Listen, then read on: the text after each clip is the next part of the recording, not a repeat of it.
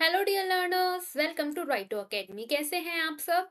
तो बच्चों, जैसा कि हमने अभी अपना केमिस्ट्री का फर्स्ट चैप्टर, बायोलॉजी का फर्स्ट चैप्टर और फिजिक्स का फर्स्ट चैप्टर हमने कंप्लीट कर लिया है। ठीक है, बेसिकली अगर देखा जाए तो हमने आपका साइंस की बुक का 3 चैप्टर जो है कंप्लीट कर लिया है। Now again moving to chemistry portion. आज हम अपना कवर करेंगे आपका केमिस्ट्री का सेकेंड चैप्टर, जो कि आपका साइंस के एनसीईआरटी का भी सेकंड चैप्टर है और जिसका नाम है हमारा क्या, एसिड बेस एंड सॉल्ट। ठीक है बच्चों, तो मैंने यहाँ पे लिखा हुआ है chapter 2 and the name of this chapter. अब बच्चों, बात ये है कि आपको समझना होगा ये जो टर्म्स यहाँ पे लिखी हैं, लाइक एसिड क्या होता है, बेस क्या होता है और सॉल्ट क्या होता है। ठीक है, अब मैं आपको उनको पढ़ाने से पहले पहले तो ये बता दूं कि ये कोई एकदम से कुछ नई नई स्पीशीज या नई चीज नहीं है। मैं आपको ये बता दूं कि आपकी डेली लाइफ में भी आप इन लोगों को यूज कर रहे हो और इस वक्त भी यूज कर रहे हो। जैसे कि अगर मैं बात करूं कुछ एसिड्स की, अगर मैं बात बताऊं तो हमारे पास होता है क्या, वी हैव विनेगर।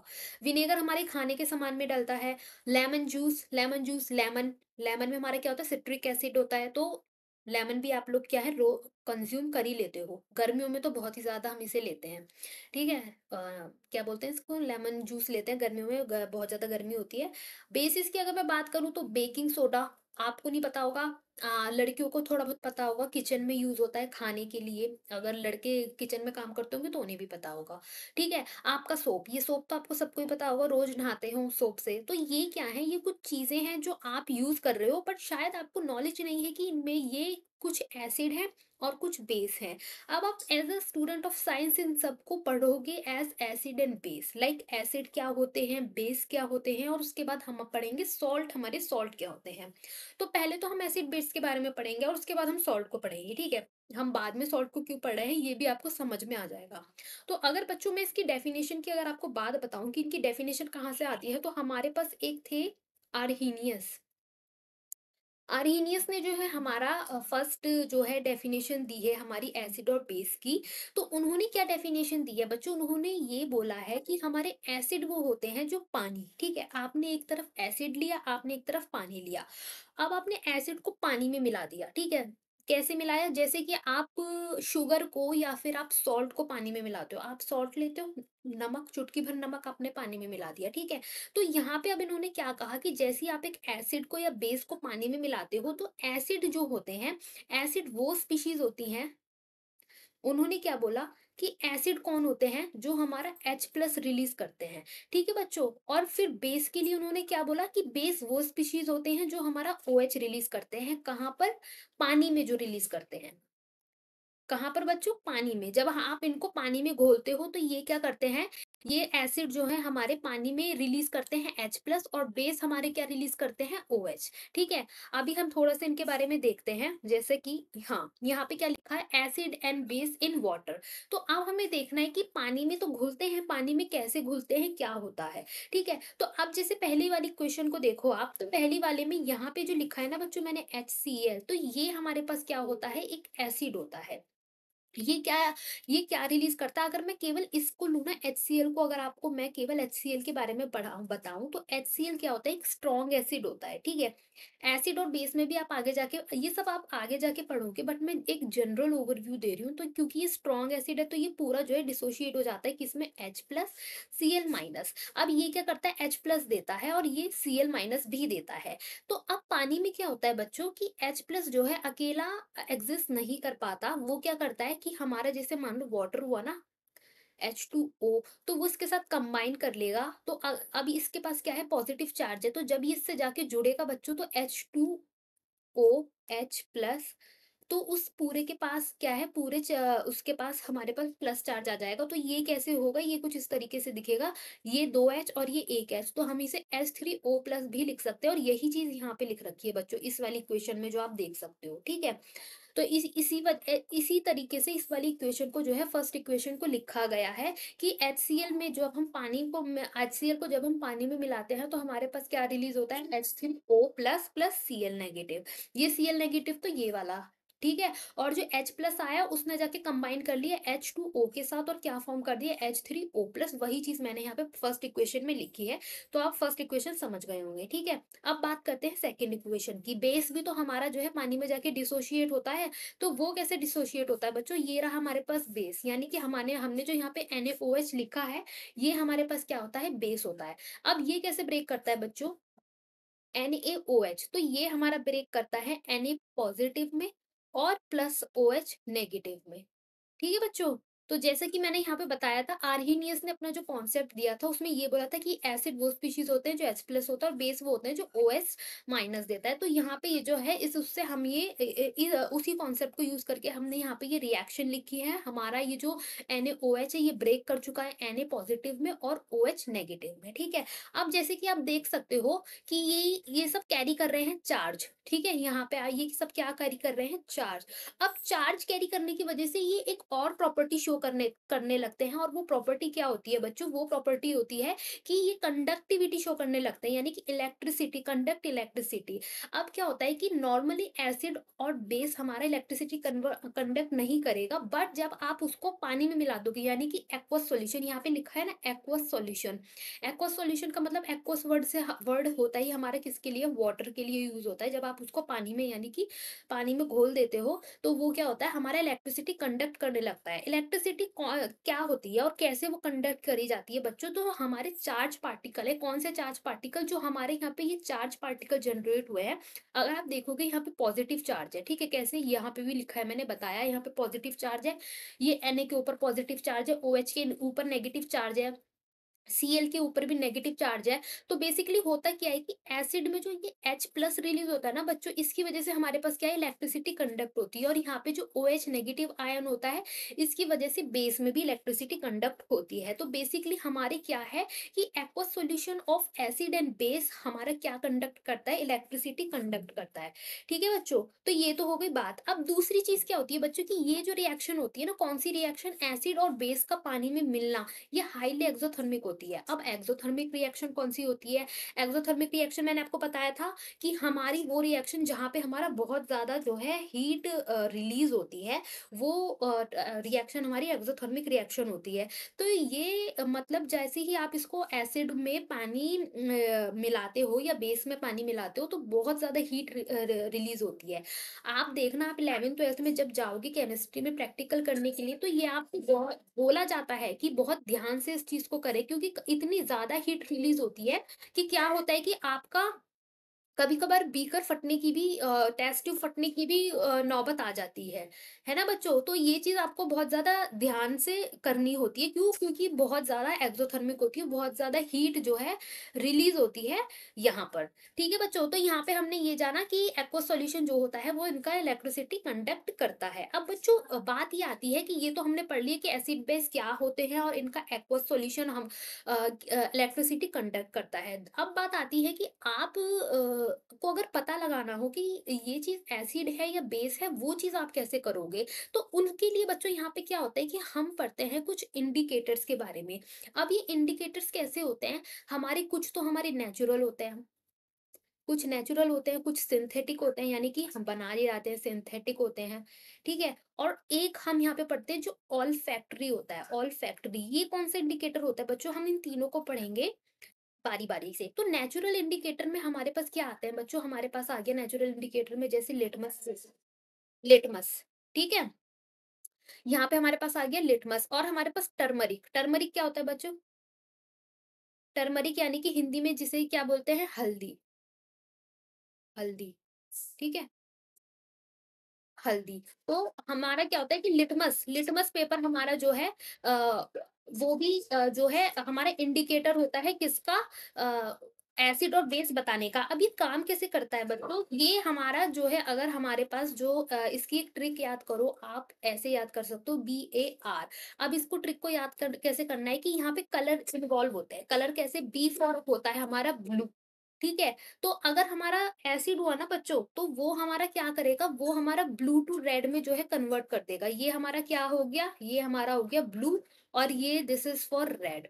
तो ये जो अगर हमारे पास एसिड हुआ, मान लो हमें नहीं पता, हमने एक कोई कंपाउंड, हमने कुछ भी लिया, ऐसे करके हमारे पास कोई भी कंपाउंड है और हमें पता लगाना है कि ये एसिड है या बेस है। तो हम क्या करेंगे कि लिटमस पेपर लेंगे और लिटमस पेपर से उसको जो है टेस्ट करेंगे। तो अगर हमारा जो है, हमारा लिटमस पेपर ब्लू भी होते हैं और रेड कलर के भी होते हैं, तो आप दोनों ही लोगे। पहले आप ब्लू कलर का कोई सा भी ले सकते हो, आप पहले ब्लू ले सकते हो, आप पहले रेड ले सकते हो। मानो आपने पहले रेड लिया और आपने उसको उसमें डाला सॉल्यूशन में और देखा कि ये रेड का रेड ही रहा, यानी कोई चेंज नहीं आया। फिर आप क्या करोगे, एक बार ब्लू लेके डालोगे और अगर आपका ब्लू जो है रेड में कन्वर्ट हो जाता है तो वो आपका क्या है, फिर वो आपका एसिड है। सिमिलरली इसका उल्टा होता है बेस के साथ। अगर आपने बेस लिया है और आपने रेड, पहले मान लो कुछ भी ले लिया, मानो आपने पहले भी, इस वाले केस में भी आपने पहले रेड ही लिया है और रेड आपने जब डाला तो रेड जो है आपका फिर ब्लू में कन्वर्ट हो जाएगा, उल्टा हो जाएगा इसका। ये जो चीज है ये है फॉर एसिड बच्चों, यहाँ पे लिखा है ना दिस इज फॉर एसिड।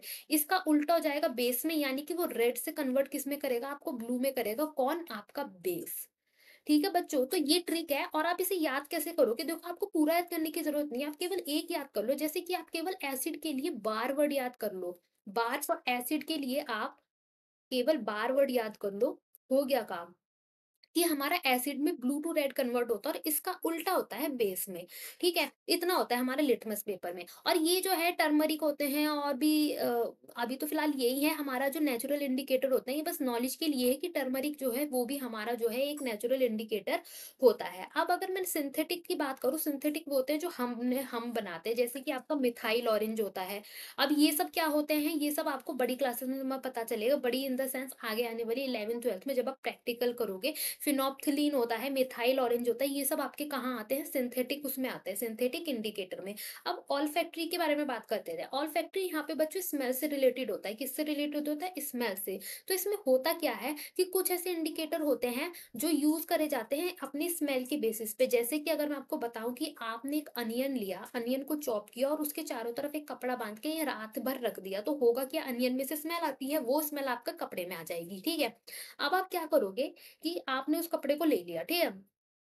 अब आप क्या करोगे कि उस कपड़े में आप एक कंपाउंड ले लोगे, आपको नहीं पता कि वो एसिड है या बेस है, ठीक है। आपने कुछ भी लिया और आपने उसकी जो है कुछ ड्रॉप्स उसके ऊपर डाली और बाद में उसको पानी के साथ धोया और फिर उसकी स्मेल चेक करी, तो उसकी स्मेल जो है चेंज हो जाएगी according to acid and base. अब ये आपके जो क्लास में है वो इतना ही है, इससे ज्यादा डिटेल में आपकी क्लास में ये चीज है नहीं। तो आपको बस ये बताया गया है कि ऑल्फैक्टरी इंडिकेटर भी हमारे पास होते हैं जो कि अपना स्मेल के बेसिस पे भी आपका जो है एसिड बेस को बताते हैं। इन तीनों में आपका सबसे मेन नेचुरल वाला ही है, उसमें भी आपका लिटमस पेपर है जो मैंने आपको बताया, red to blue to red क्या होता है, एसिड। तो ट्रिक क्या है इसकी, एसिड के लिए आप बार वर्ड याद कर लो। देखो बीच में ए आ रहा है ना यहाँ पे, तो ए स्टैंड फॉर एसिड। तो इस तरीके से भी आप ये बार वर्ड याद कर सकते हो कि जो बीच में आप समझ रहे हो ये एसिड के लिए और ये क्या करता है, ब्लू टू रेड कन्वर्ट करता है।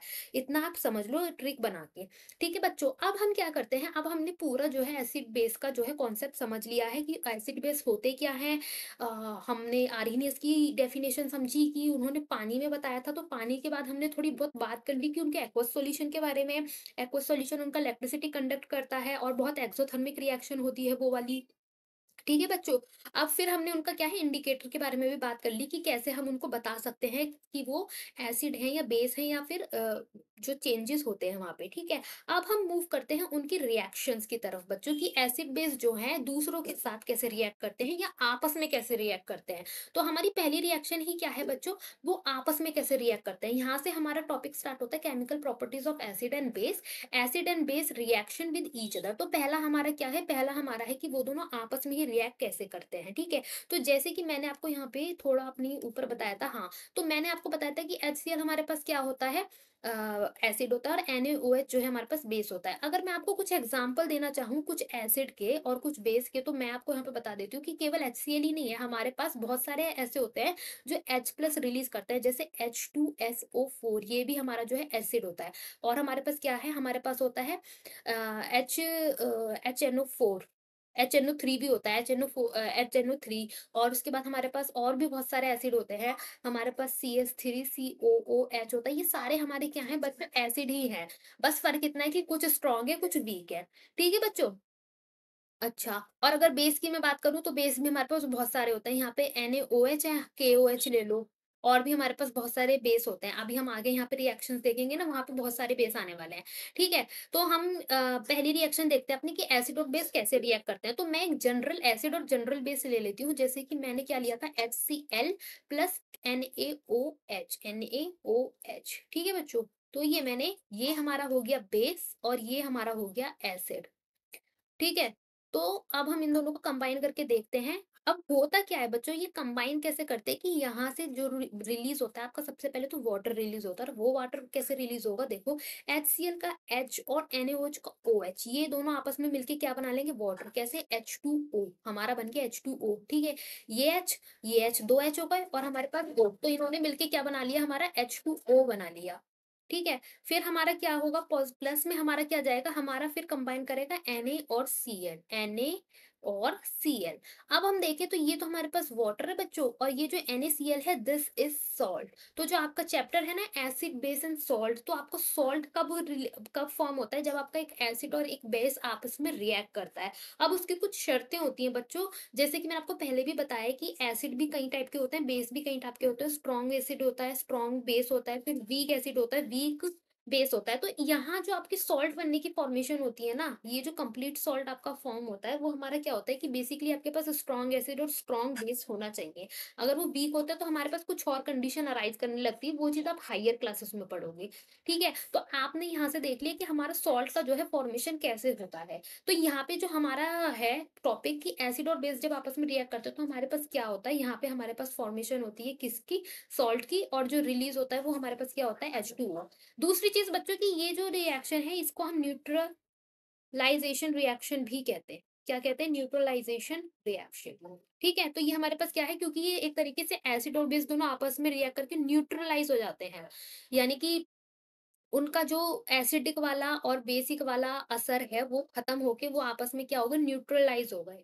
तो इसीलिए यहाँ पे वर्ड की यूज किया जाता है न्यूट्रलाइजेशन, ठीक है? Now moving to another reaction which is अच्छा, ये मैंने ए एंड बी लिखा है, A for acid and B for base. तो acid and base react with metal. अब यहाँ पे एसिड और बेस की रिएक्शन से स्टार्ट हो गई है अदर कंपाउंड्स के साथ। अब यहाँ पे कोई भी मेटल ले लो आप, किसी भी मेटल के साथ जो है हमारा एसिड और बेस कैसे रिएक्ट करता है, वो चीज हमें यहाँ पे पढ़नी है।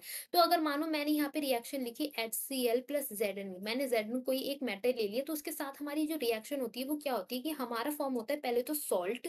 सॉल्ट के बाद हमारा क्या फॉर्म होता है, अच्छा सॉल्ट फिर आ गया बच्चों, देखो सॉल्ट कैसे फॉर्म होते हैं आप ये भी देखते जाना, ठीक है? सॉल्ट फॉर्म हो गया और उसके बाद हमारे पास यहाँ पे रिलीज होती है H2। अब ये जो गैस होती है बच्चों, ये हमारे बबल के फॉर्म में रिलीज होती है। जैसे बबल समझ रहे हो आप, जब मेले वेले में जाते हो तो ऐसे करके उड़ाते हो, उसमें कई सारे बबल्स फॉर्म होते हैं। तो इस तरीके से जो ये रिएक्शन में हमारा H2 फॉर्म होता है, ये भी हमारा जो है बबल्स फॉर्म करता है, ठीक है? तो ये हमारे पास मेटल हो गया और ये हमारे पास एसिड हो गया। अब हम मेटल की एक बार बेस के साथ भी देख लेते हैं। तो बेस के साथ जो रिएक्शन होती है ना बच्चों, वो थोड़ी अलग होती है, और वो जरूरी नहीं है कि हर बार ऐसी हो। जैसे एसिड वाली रिएक्शन तो ऐसे ही होती है, जनरली एसिड की रिएक्शन ऐसी होती है। बट अगर बेस की मैं बात करूं तो बेस की तो अलग ही रिएक्शन होती है। वो होती है हमारे पास Na2ZnO2 प्लस H2, ठीक है? तो H2 यहाँ पे भी रिलीज़ होता है, बट यहाँ पे जो कंपाउंड बना है, तो यहाँ पे ये क्या होता है कि हम ऐसा नहीं कह सकते कि हर बार यही रिएक्शन हो, यहाँ पे हम 2 लगा देते हैं। तो हम ऐसा नहीं कह सकते कि यहाँ पे ये जनरल रिएक्शन ऐसी ही होती है, जबकि हम फर्स्ट वाले में कह सकते हैं। तो दिस इज़ नॉट श्योर कि हमारा जो है मेटल बेस के साथ ऐसे ही रिएक्ट करे। तो हमने देख लिया कि हमारा जो मेटल है वो एसिड के साथ कैसे रिएक्ट करता है और बेस के साथ कैसे रिएक्ट करता है। Now moving to other reaction. अब यहाँ पे क्या कम बात आई है बच्चों, हमारे पास आया metal carbonate and hydrocarbonate react with acid. तो आपको पता होना चाहिए पहले तो मेटल कार्बोनेट क्या होता है। जैसे अगर मेटल कार्बोनेट के मैं एग्जांपल दूं तो NaCO3 हमारे पास होता है, और हाइड्रोकार्बोनेट को हाइड्रो वर्ड आ गया ना तो बीच में हाइड्रोजन आएगा, जैसे NaHCO3, ठीक है? अब क्या होगा कि अब इनको जो है रिएक्ट कराना है, किसके साथ, एसिड के साथ रिएक्ट कराना है। तो कैसे होगा, Na2CO3 ने हमारा जो है HCl के साथ मानो रिएक्ट करा, तो हमारा क्या होगा देखो, पहले तो हमारा ये फॉर्म होगा NaCl, हमारा जो है सॉल्ट फॉर्म होगा, NaCl फॉर्म हो गया। फिर हमारा फॉर्म होगा H2O वाटर। वाटर फॉर्म होने के बाद हमारा क्या रिलीज होगा, CO2 भी रिलीज होगा, जो कि हमारा क्या होता है, कार्बन डाइऑक्साइड, ठीक है? अब हम क्या करेंगे, हमारे ये फॉर्म हो गया, हमें इसको एक बार के लिए बैलेंस आउट भी करना है। तो यहाँ पे 2 H थे, हमने यहाँ पे 2 लगा दिया, ठीक है? यहाँ पे Cl, अब यहाँ पे Cl है तो यहाँ पे भी Cl को 2 लगा देंगे। और Na भी तो यहाँ पे 2 हैं, तो यहाँ पे भी Na 2 हो चुके हैं, यहाँ पे CO 3 हो गए, तो ये now this reaction is balance out. Reaction लिखते हैं सबसे पहले आपको बैलेंस आउट करना होता है। तो ये रिएक्शन किसकी लिखी है मैंने? मेटल कार्बोनेट के एसिड के साथ। अब हम देखते हैं हाइड्रोजन कार्बोनेट की रिएक्शन विद एसिड। तो यहाँ पे क्या होता है कि NaHCO3 रिएक्ट करता है एसिड के साथ, HCl के साथ, तो वो क्या फॉर्म करता है? सेम प्रोडक्ट बनेंगे NaCl H2O प्लस CO2। तो बेसिकली बच्चों यहाँ पे ये जो मेटल कार्बोनेट और हाइड्रोकार्बोनेट होता है ये एक्ट करते हैं एज बेस, ठीक है? कैसे एक्ट करते हैं? एज अ बेस एक्ट कर रहे हैं, और यहाँ पे ये क्या फॉर्म कर रहे हैं? ये फॉर्म कर रहे हैं, हमारा सॉल्ट फॉर्म कर रहे हैं NaCl, रिलीज कर रहे हैं क्या? H2O पानी और CO2 गैस। ठीक है बच्चों? Moving to the next. अच्छा बच्चों, एक चीज मैं बता दूं कि ये जो छोटी छोटी रिएक्शन आपके आ रही है ये इंपॉर्टेंट होती है। अब हो सकता है कि स्टार्टिंग में बच्चे सोचते हैं कि यार याद करना पड़ेगा, तो याद तो करना पड़ेगा, और याद कर लोगे तो आपके लिए बेनिफिशियल है, क्योंकि आप अगर आप लिख कर आओगे इन रिएक्शंस को तो आपको मार्क्स एकदम मिलेंगे। प्लस अगर आप आगे कोई कंपटीशन का सोच रहे हो तो अभी से अगर आपका बेस अच्छा बन जाए तो वो बात अच्छी रहेगी। इस वजह से आपको जो है ये रिएक्शंस याद करनी चाहिए। ठीक है बच्चों? थोड़ी तकलीफ होगी याद करने में, बट याद हो जाता है मेहनत करोगे तो, ठीक है? Now moving to next. अब यहाँ पे क्या बोल रहा है कि metallic oxide react with acid. तो बच्चों होता क्या है कि यहाँ पे कॉन्सेप्ट और आपको जानना है कि ये जो हमारे मेटेलिक ऑक्साइड होते हैं ना, ये बेसिकली हमारे होते हैं बेसिक इन नेचर। कैसे होते हैं? ये होते हैं हमारे basic in nature, whereas non metallic oxide हमारे एसिडिक होते हैं, तो वो हमारे बेस के साथ रिएक्ट करते हैं। तो यहाँ पे एसिड और बेस की जब भी रिएक्शन हो रही होती है ना, न्यूट्रलाइजेशन रिएक्शन हो रही होती है, और वहां पे हमारा फॉर्म हो रहा होता है क्या? सॉल्ट। तो ठीक है बच्चों? तो हम यहाँ पे कोई एक जो है मेटेलिक ऑक्साइड अपना, कोई एक मेटेलिक ऑक्साइड लिख लेंगे, जैसे कि हमने रख लिया यहाँ पे CuO लिख लिया, और उसको हमने जो है HCl के साथ रिएक्ट करा लिया, ठीक है? ये हमारे पास कोई एक मेटेलिक ऑक्साइड है, इसने HCl के साथ रिएक्ट करके क्या बनाया? इसने बनाया CuCl2, एक जो है सॉल्ट बना दिया, और आप बाद में क्या फॉर्म करा? वाटर, H2O जो है इसने वाटर फॉर्म कर दिया। यहाँ पे हम 2 लगा देंगे, इसको बैलेंस आउट कर देंगे। Now this reaction is balance out. Balance out करना इज वेरी इंपॉर्टेंट, इसलिए मैं जब भी रिएक्शन लिखती हूँ सबसे पहले बैलेंसिंग करती हूँ। तो यहाँ पे क्या हो गया? हमने देखा कि हमारा जो है मेटेलिक ऑक्साइड रिएक्ट करता है एसिड के साथ, तो क्या फॉर्म कर रहा है? वो एक सॉल्ट फॉर्म कर रहा है। सॉल्ट के साथ हमारा रिलीज कर रहा है H2O। ठीक है बच्चों? Now moving to non metallic. अच्छा मैंने बताया था कि वो जो है बेसिक होता है, अब हमारे पास नॉन मेटेलिक आ गया, तो ये हमारे पास एसिडिक होता है। अब ये एसिडिक होता है, डेट्स वाई इसकी रिएक्शन बेस के साथ हो रही है, और यहाँ पे ये हमारा बेसिक होता है, इसकी रिएक्शन एसिड के साथ हुई थी, ठीक है? तो यहाँ पे हमें ये चीज देखनी है। तो अब हम क्या देखेंगे कि हमारे ऑक्साइड लिखना है, तो हमने एक एसिडिक जो है हमने अपना एसिडिक ऑक्साइड लिखा, हमने लिख दिया CaCO2। ये हमारा जो है कार्बन है, ये नॉन मेटल की साइड में चला जाता है, और दैट्स व्हाई इट इज क्या है, ये हमारा एसिडिक होता है नेचर में। फिर इसने किसके साथ रिएक्ट करा? इसने रिएक्ट किया हमारा जो है एक बेस के साथ, CaO का होल ट्वाइस, ये हमारे पास एक बेस होता है, तो यही यहाँ पे क्या फॉर्म करता है बच्चों? ये हमारे पास यहाँ पे फॉर्म करता है CaCO3, और हमारा फॉर्म होता है क्या साथ में? H2O। ठीक है बच्चों? तो ये हमारे पास क्या होता है? लाइमस्टोन होता है, बेसिकली लाइमस्टोन कहते हैं इसको, ठीक है? और ये इसको कहते हैं स्लेक्ड लाइम। स्लेक्ड लाइम, ये इनके नेम होते हैं, स्लेक्ड लाइम। तो कभी कभार क्या होता है कि क्वेश्चन इनके नेम के थ्रू आ जाता है, तो कुछ ऐसे कंपाउंड होते हैं जिनके कॉमन नेम आपको याद करने होते हैं। ठीक है बच्चों? उनको याद करके जो है सॉल्व करो। तो ये हमने क्या करा? ये हमने देखा कार्बन डाइऑक्साइड जो कि हमारा एसिडिक होता है नेचर में, और ये हमारे पास क्या है? स्लेक्ड लाइम, जो कि हमारा बेस की तरह काम कर रहा है। तो अगेन यहाँ पे एसिड और बेस के बीच में रिएक्शन हुई, जो हमारे पास क्या फॉर्म होता है? ये फॉर्म होता है CaCO3 हमारे पास फॉर्म होता है, और फिर हमारे पास क्या फॉर्म होता है? साथ में इसके H2O फॉर्म होता है। अब यहाँ पे जो है बच्चों आपकी रिएक्शन से स्टार्ट हो जाती हैं बेसिकली 10th में आके। तो स्टार्टिंग में तो थोड़ा हेक्टिक लगता है कि यार ये क्या पढ़ रहे हैं, बट अब इसके आगे जब आप जाओगे ना 11th 12th में, वहां पे तो और भी रिएक्शन की स्टार्टिंग है। तो मतलब एक तरीके से जो आपका बेस है ना वो यहीं से बन रहा है, तो प्लीज आप फोकसली इन सारी रिएक्शन को पढ़ो। आई नो कि बहुत सारी रिएक्शन है, बहुत ज्यादा हेक्टिक लगता है कि ये क्या है यार, रिएक्शन ही रिएक्शन है। अब देखो हमने, अगर मैं रिकेप कराऊँ आपको, तो हमने यहाँ पे एसिड बेस को कवर कर लिया। हमने ये देखा कि आपके जो है डेली हाउसहोल्ड में जो एसिड बेस होते हैं वो किस तरीके से होते हैं बच्चों। आर्हेनियस की हमने डेफिनेशन समझ ली, पानी वाले में जाकर H+ जो रिलीज करते हैं, और बेस वो होते हैं जो OH रिलीज करते हैं। ठीक है बच्चों? फिर हमने देखा कि वो इलेक्ट्रिसिटी भी कंडक्ट करते हैं, and then we discuss about indicators also. हमने इंडिकेटर्स के बारे में पढ़ा और उसके बाद हमने देखी हैं कुछ चुनिंदा रिएक्शंस जो जहाँ पे बेसिकली इनडायरेक्टली आपका एक एसिड और एक बेस ही रिएक्ट कर रहे हैं। ठीक है बच्चों, तो हम आज की क्लास में इतना ही रखते हैं। इसके बाद हम आगे जाके और भी चीजें पढ़ने वाले हैं। हम पीएच को पढ़ेंगे, हम आगे जाके सॉल्ट्स के बारे में पढ़ेंगे और बहुत इंटरेस्टिंग आपका ये वाला चैप्टर होने वाला है। आज मैंने जितना पढ़ाया है आप जाके उनको रिवाइज करना, रिएक्शंस याद करना, प्रैक्टिस करना लिखने की और ये इक्वेशन लिखने के बाद बैलेंसिंग मत भूलना। तो ये कुछ टिप्स थी। तो आज की क्लास में बच्चों हम इतना ही रखते हैं, बाकी चीजें हम अपनी नेक्स्ट क्लास क्लास में कवर करेंगे। Do like share subscribe keep watching, thank you.